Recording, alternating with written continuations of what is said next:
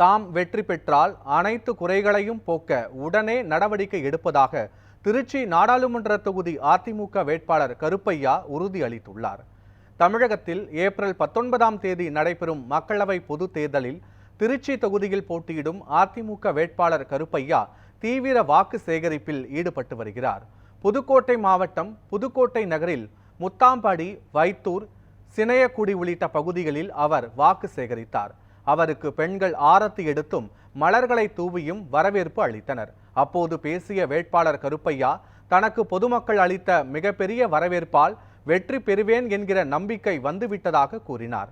தாம் வெற்றி பெற்று நாடாளுமன்றம் சென்றதும் தொகுதி மக்களின் குறைகளை உடனடியாக களைய நடவடிக்கை எடுக்கவும் உறுதியாக கூறினார். அம்மா, உங்க வீட்டு பிள்ளை, உங்க பக்கத்து வீட்டு பிள்ளை எப்போதும் உங்களோடு இருக்கிறது. நீங்கள் என்ன வேணும்னாலும் கேட்ட உடனே ஒடியாந்து பார்க்குற பிள்ளை. உங்கள் பிள்ளைக்கு நீங்கள் ஓட்டு போட்டு வெற்றிலையில் ஜெயிக்க வைக்கணும்.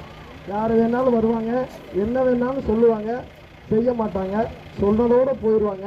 உங்கள் பிள்ளைனா அப்படி கிடையாது. நீங்கள் எப்போ வேணாலும் என்னை சந்திக்கலாம், எந்த குறைகள் வேணாலும் என்னட்ட சொல்லலாம். என்னால் முடிந்த குறைகளை உடனடியாக அந்த குறைகளை நிவர்த்தி